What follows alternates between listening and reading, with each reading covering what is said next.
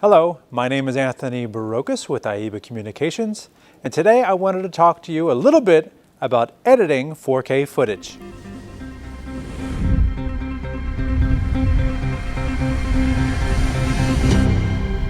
Editing 4K footage really depends upon the camera you use and how you intend upon editing it.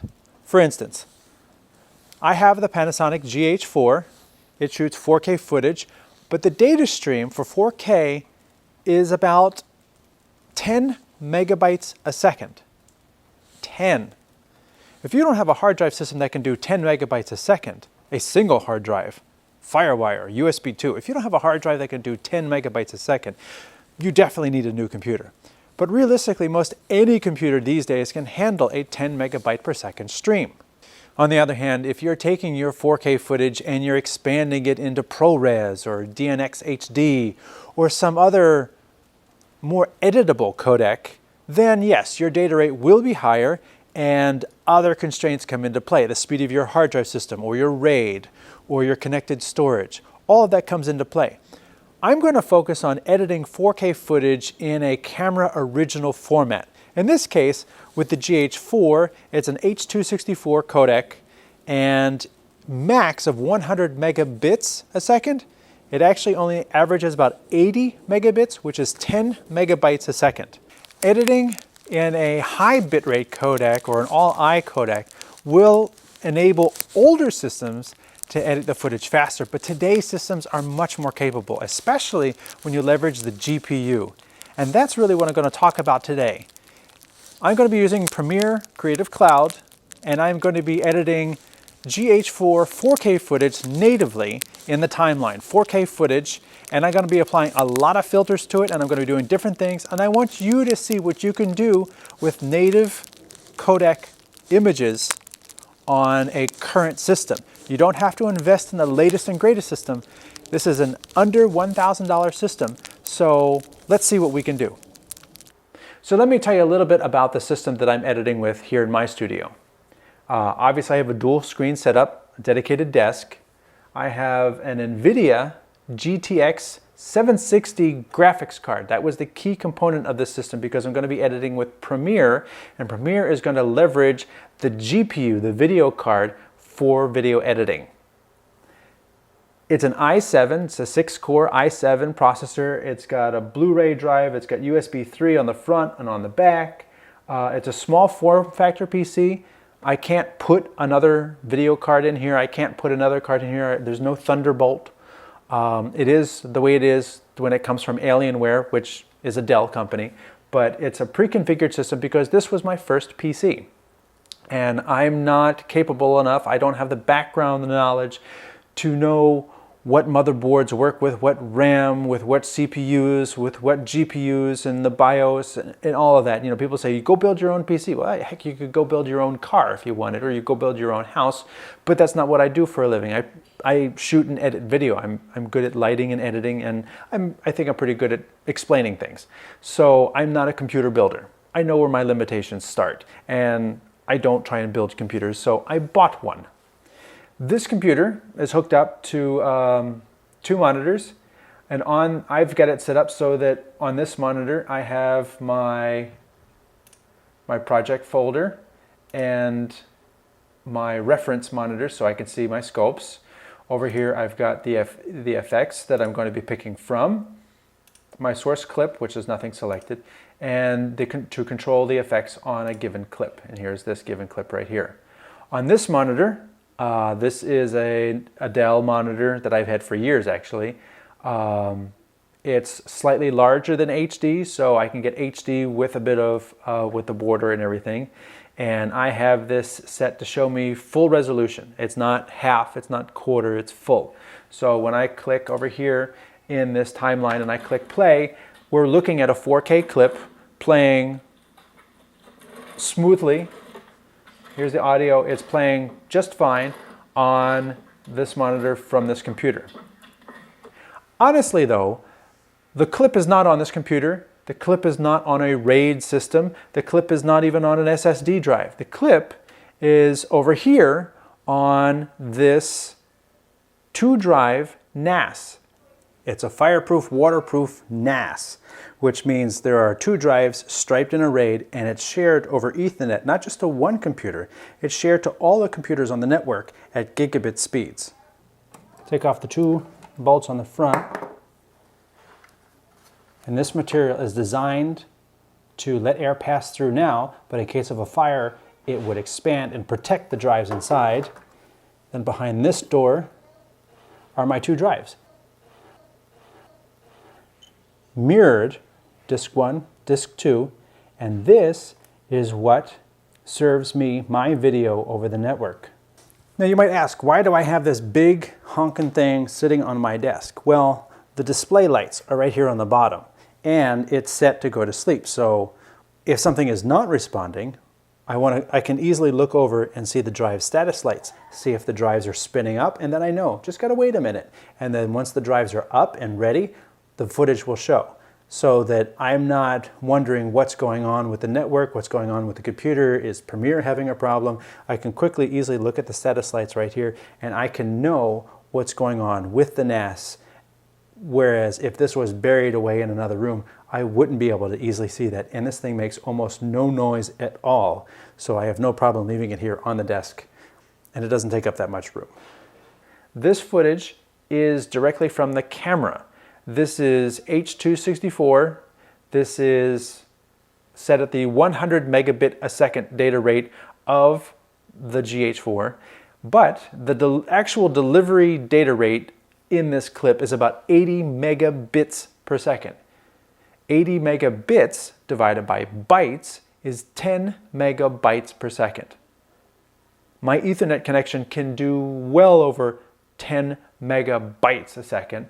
My Ethernet connection, if I hide this, my Ethernet connection for the network drive will read at 61, it will write at 107, but it's definitely more than capable enough, as you can see, to do 10 megabytes a second.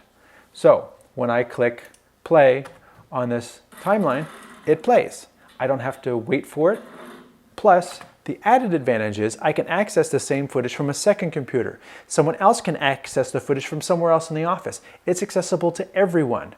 Now, multiple people trying to access different clips from the same spinning platters will slow down everybody's access. So for me, this works fine, and I don't have to worry about trying to access these clips, or when I output a file, I can output it into the project folder and access it from my business computer and send it out. I don't do all my work from here. This is just for editing.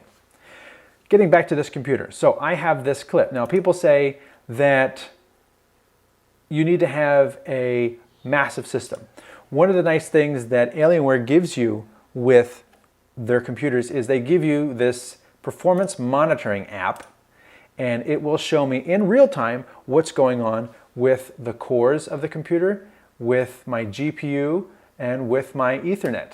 How much hard drive capacity I'm using, which is nothing, and how much memory I'm using, which is not even half of the 16 gigabytes in the computer.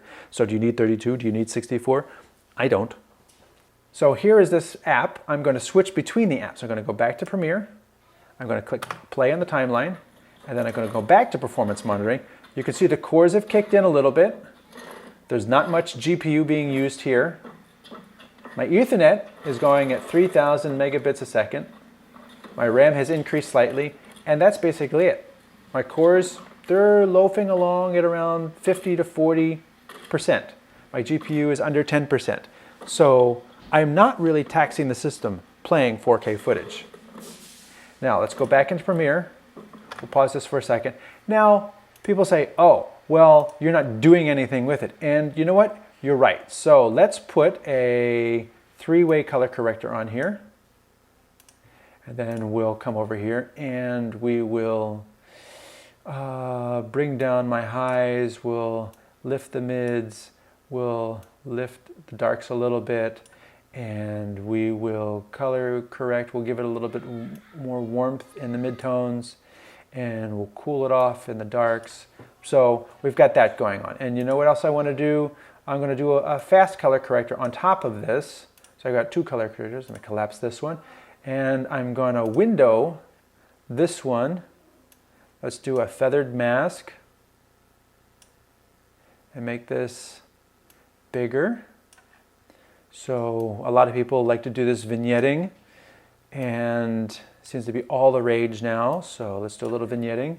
We're going to invert this, and then in this we're going to darken everything outside, and we're also going to decrease the chroma, and that way, there you go. Now you've got your vignette.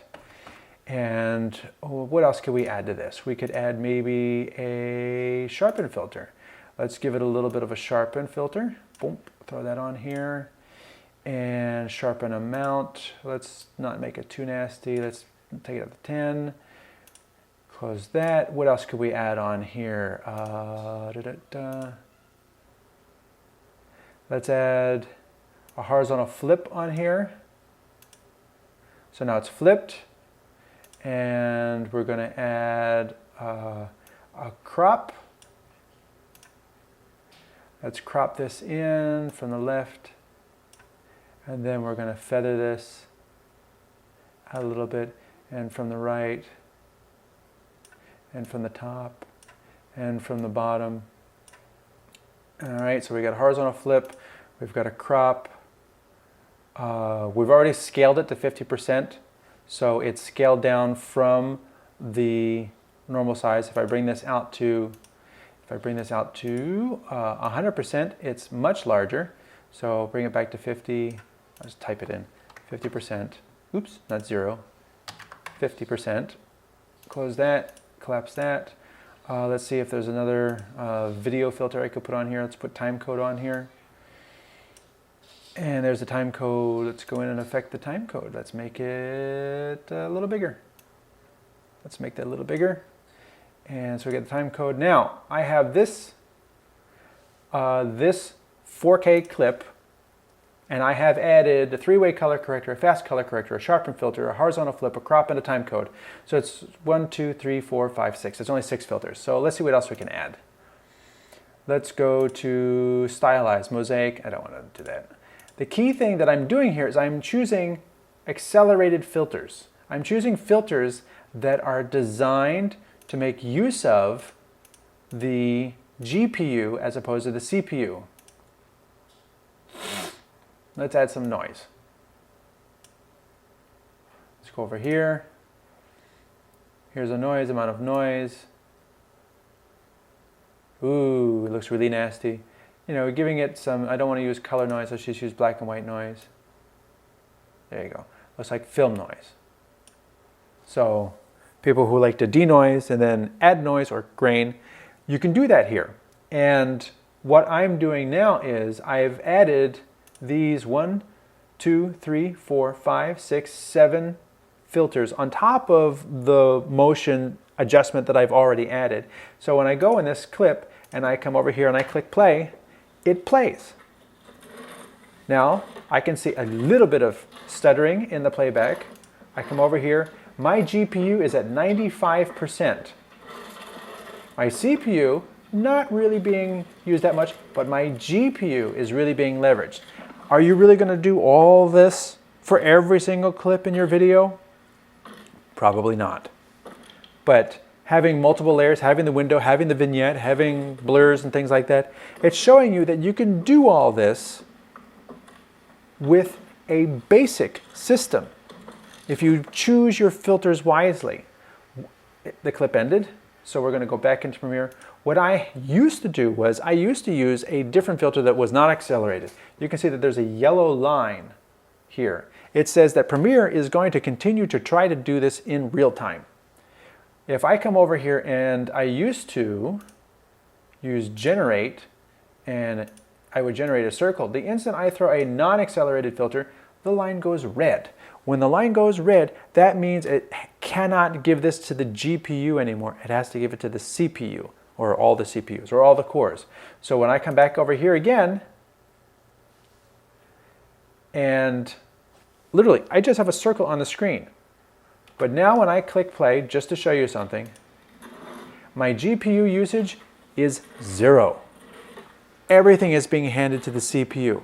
Thusly, I have no acceleration going on, and my CPU usage is maxed out.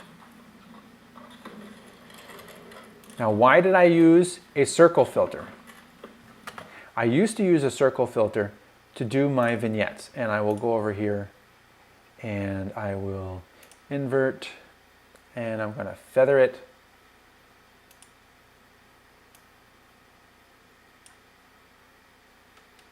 So this was how I used to do my vignettes. I'm making it larger. And this thing is on top of everything else. So here I have this feathered edge. And I would say play. And you can see now, even with all my CPUs cranking along at max, my playback is very, very stuttery. I added one filter, one not accelerated filter, and that makes all the difference. Choosing the processes that are designed for acceleration lets you maximize the effectiveness of a less expensive system. Maxed out here. Now, let me come back into Premiere. I'm going to disable the circle. My render bar goes yellow. I hit play. Here we go again. My GPU usage is back up. My CPU usage is down again. And yet it's doing all this. I'm not getting full playback here, probably because of the noise filter, which is one that I don't normally use. But you can mitigate that in Premiere if I say half resolution. Don't try to do all 4K, do half of it. And all of a sudden, my playback is smooth. Let's check out how the computer is utilizing this. My GPU usage down to 40%, my CPU usage around 70%. I'm within the constraints of what the computer can do, and thusly, my playback is fine with 7 filters on top of my 4K clip in a less than $1,000 computer, playing footage coming over the network. It's not coming off of a RAID, it's not coming off of a solid state drive, it's not coming off of a very expensive playback system. I want to show you a little bit about 4K on a PC. What I have is, I have a 4K stream, a shoot I did at a car shop, and I've laid down the clip in the timeline here, and on this clip I have, I don't have any motion path on here, but I have a Gaussian blur, fast color corrector, horizontal flip, a proc amp, RGB curves, and a video limiter. So that's 6 effects. Now these effects are, as I say, accelerated. They are designed to take advantage of the GPU. In addition to that, I now have an oval on top, a text layer, and this has a Gaussian blur, noise to dither the edge, and a horizontal flip, just because I wanted to throw another effect. So I have all of these, I have both of these things playing, and you click play and it plays. I've learned to pick things that it likes to do, and by doing that, it never has to render and you spend more time getting stuff done. So here's one thing I did. Now I add a motion path to it. So here she is, people walking by. You can see that it is playing back just fine. Now I'm going to put it over here, playing back just fine. Both the oval and the video have been rotated. Of course, the next thing is to play it twice. So you have both of these clips with all of these filters. I click play, it plays fine. The computer is doing this on the fly. Now, of course, I left the space open here. Why did I leave this space open? Because I want to do it 3 times.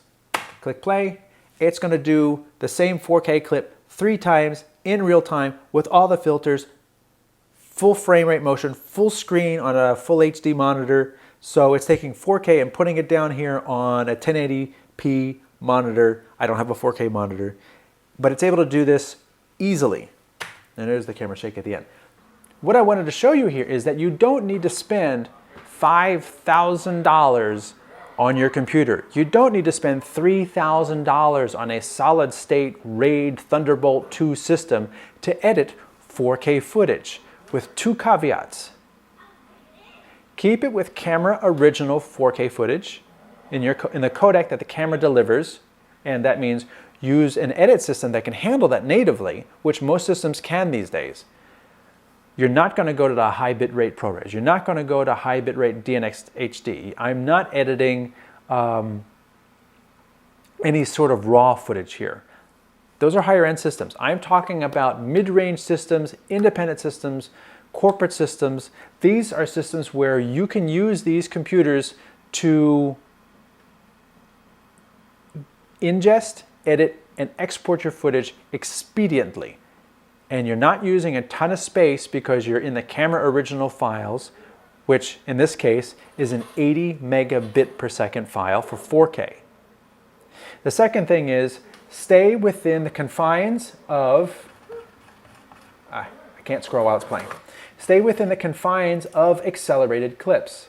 So when I have 1, 2, 3, 4, 5, 6, 7 filters on top of a 4K clip and it plays smoothly, then you can see the value of choosing GPU accelerated filters and effects over choosing something that's not accelerated.